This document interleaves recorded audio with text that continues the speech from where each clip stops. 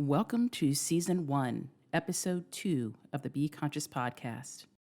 Today we're going to talk about the relationship you have with yourself. Here we go.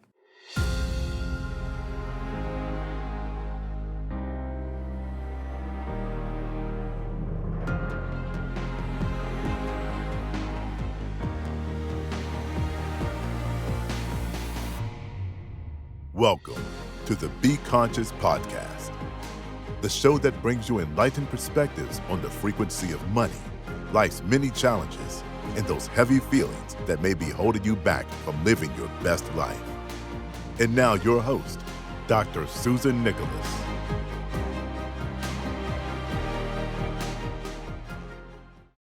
Hello, and welcome to the Be Conscious podcast.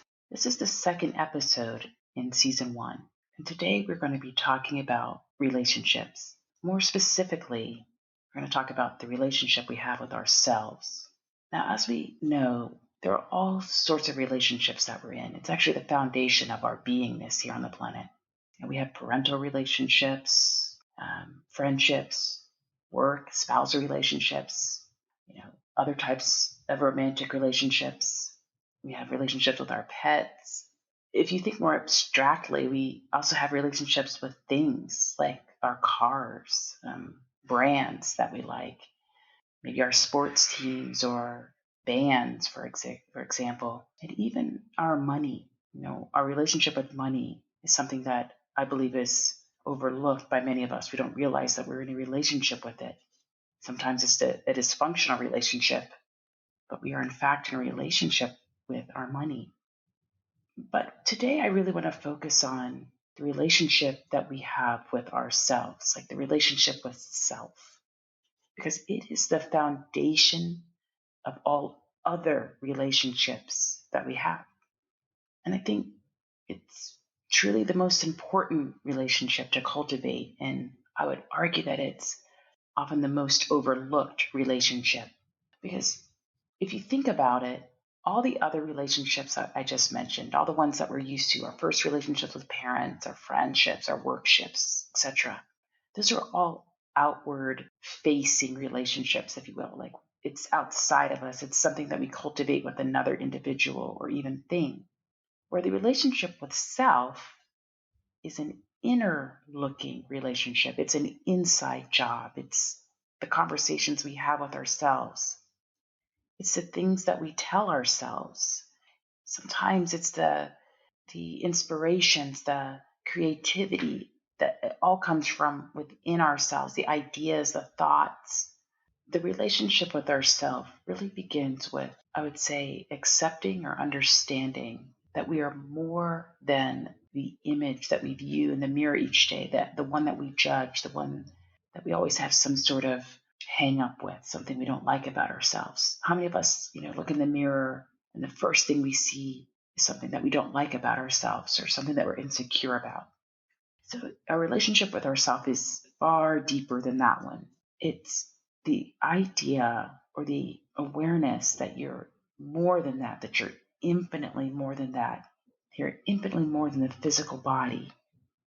I sometimes think of that as like a shell or a costume that we're wearing that's really almost, sometimes hiding or disguising the true self. Some people call this the higher self. I like to think of it as the part of you that's connected to the source of all creation, the soul of you, if you will, the expanse of your beingness. The person that you're seeing in the mirror each day is an incarnation, one of many incarnations. It's just your current incarnation. And what's underlying this physicalness of you is a soul lineage, like a generational, an infinite tale, something that is intangible to us in many ways, but we all know it. We all know that we're more than a body, but this is something that's connected back to the source of you, of all of it, of all of creation. And this soul of us, it carries memories, it carries energy at its core. It's energy.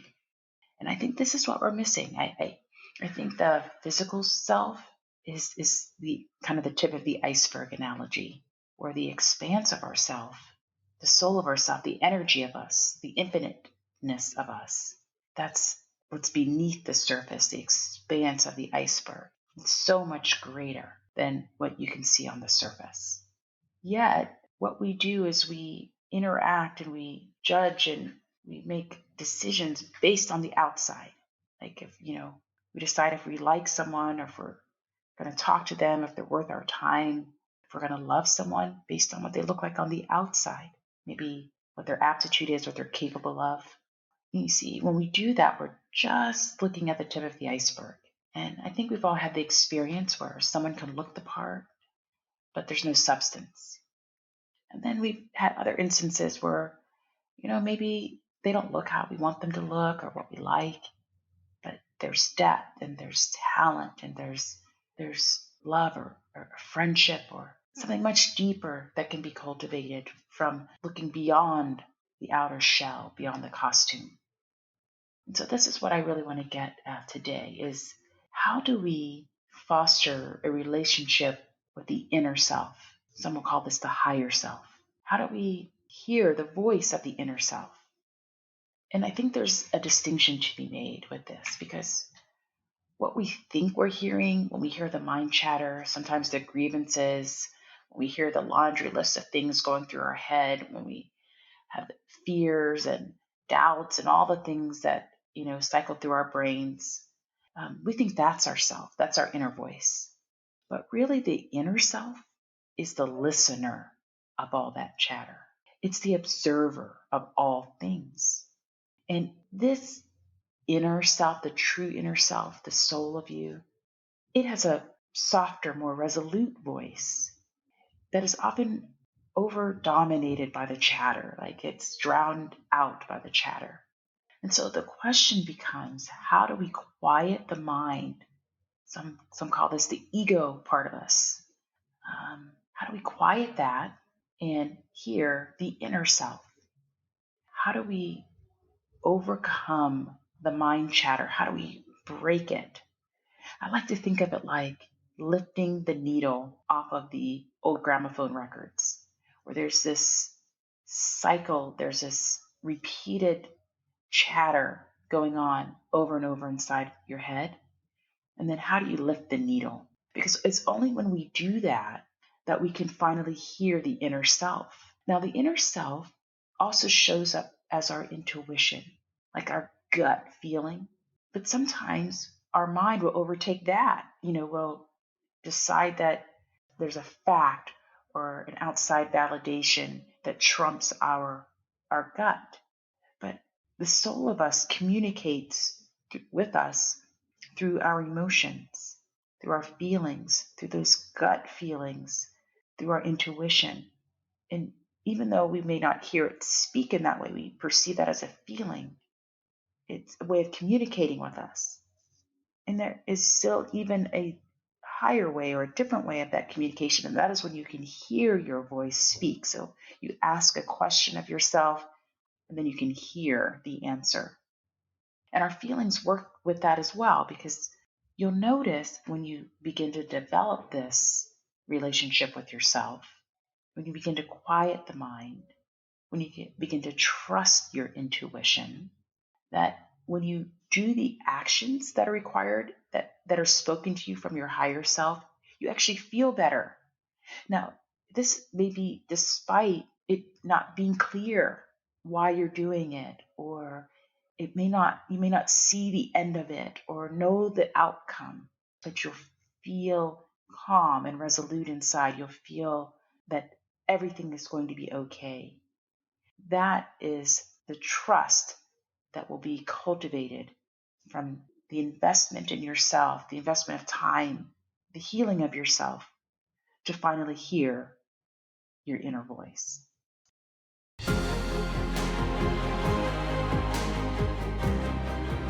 Like what you're hearing so far? Make sure you never miss a show by clicking the subscribe button now. How would you describe your relationship with money? Did you ever imagine that your deepest feelings and beliefs about money could be preventing you from acquiring all the wealth that you desire? Click the link below in the show notes to learn more about Dr. Nicholas's highly sought-after Frequency of Money program to positively transform your relationship with money. This podcast is made possible by listeners like you. Thank you for your support. Now, back to the show. Let's talk about how can we unpack the ego, the mind, the chatter, the noise, to finally begin to hear our inner selves. And where does this trust come from? The trust of the intuition, the trust of the higher self. Where's the root of that trust? Now, I'll say right off that trusting in yourself is not going to come from any outside physical fact or thing or the government or your friends or your job or a paycheck. Nothing like that. That's not where that security comes from. That security comes from a trust in the universe.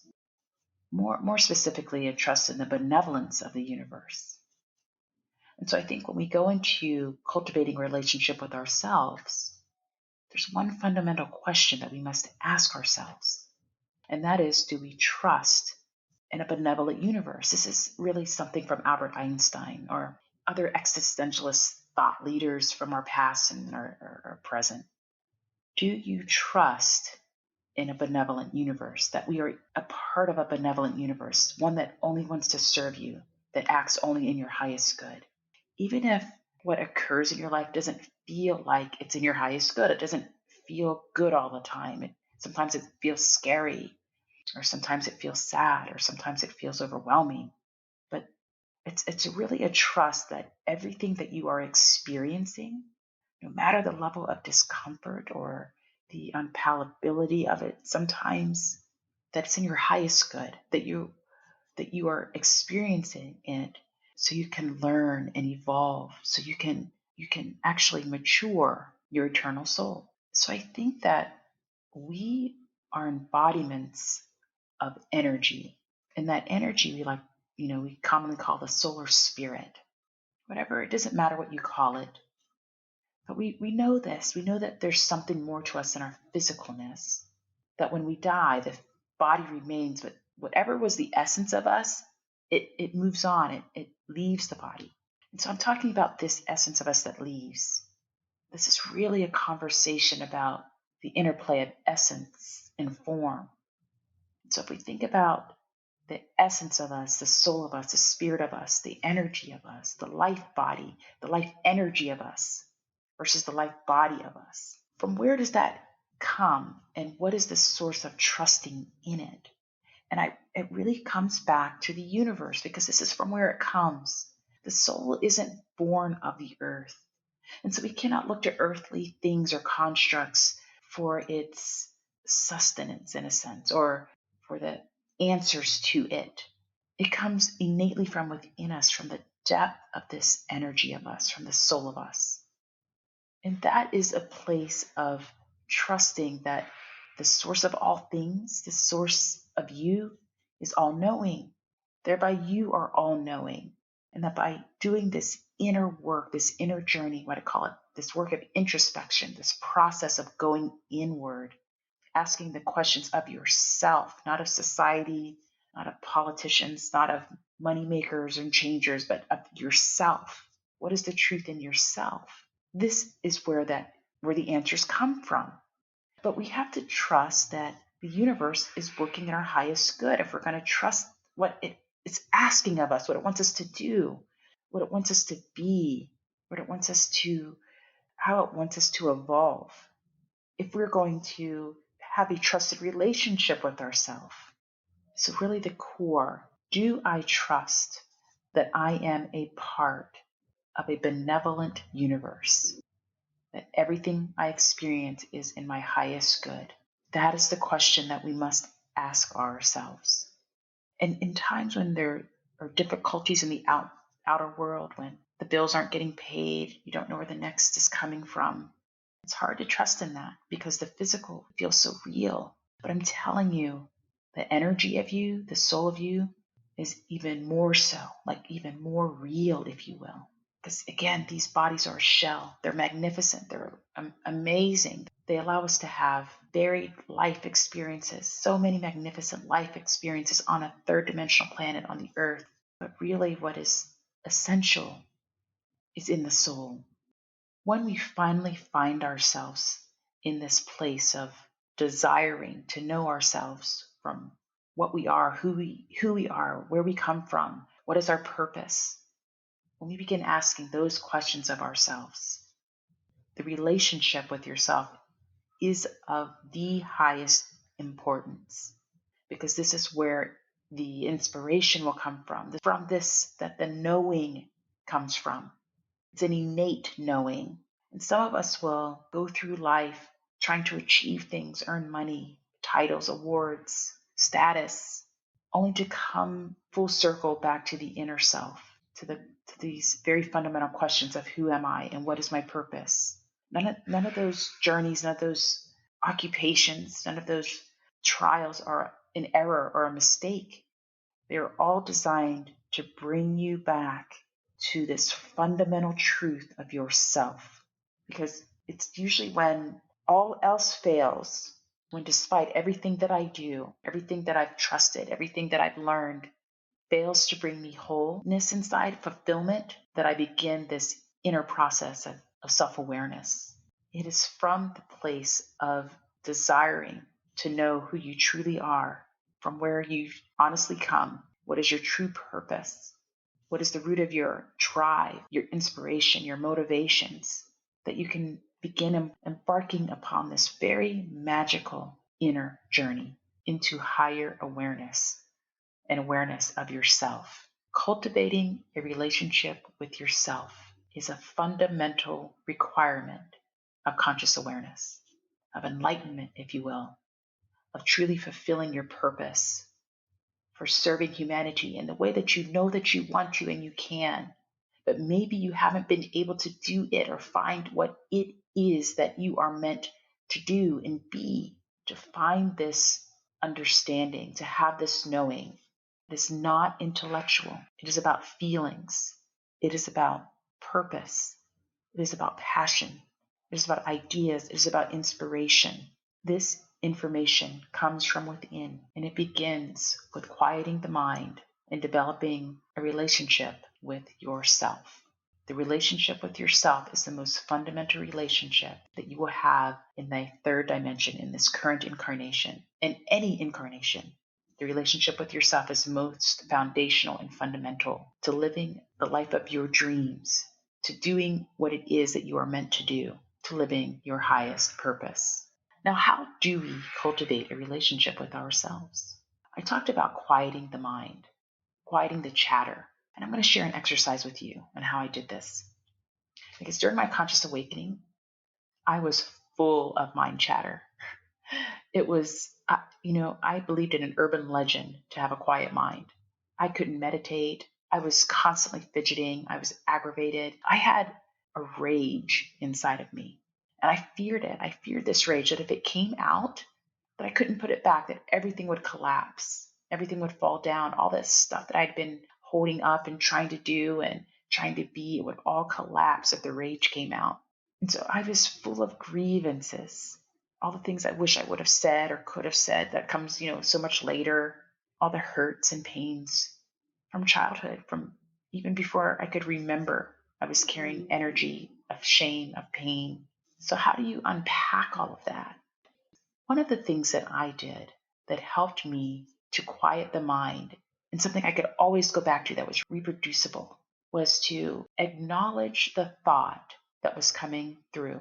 And I would do it with my inner voice. So, for example, I'm driving down the road and I have this feeling and this grievance about something that my mother-in-law said.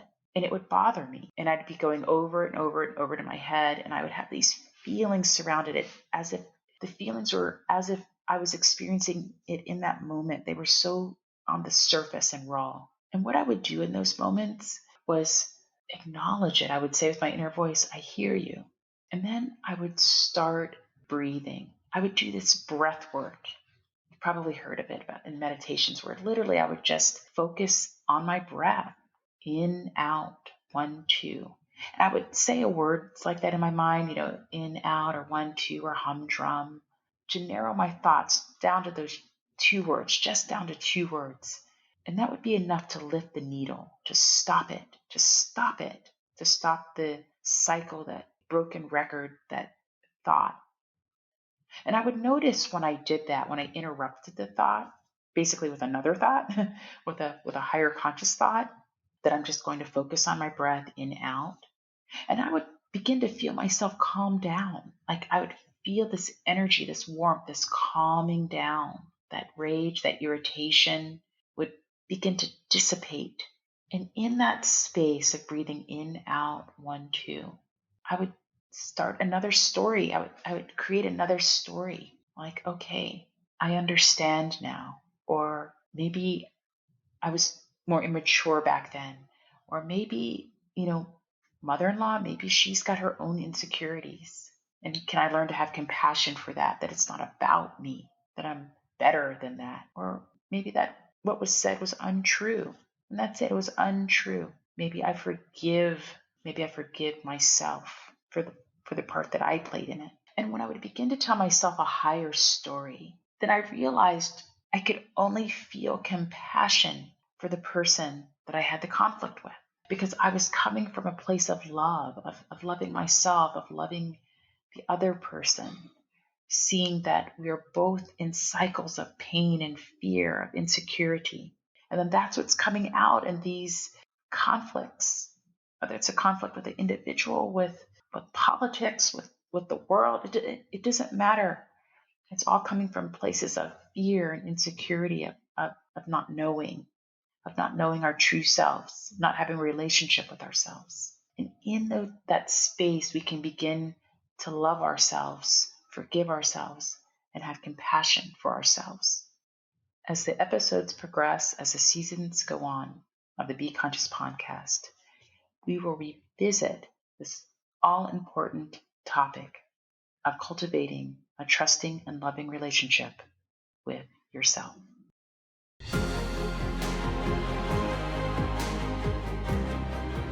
Thanks for listening to the Be Conscious podcast with author, TEDx international speaker, and conscious coach, Dr. Susan Nicholas. Be sure to connect with her to stay up to date with her latest news and works. Learn more about her conscious speaking platform at susannicholas.org/speaking. Stay tuned for the next thought-provoking episode. And whether you are coming or going, looking inside or out, remember to be conscious.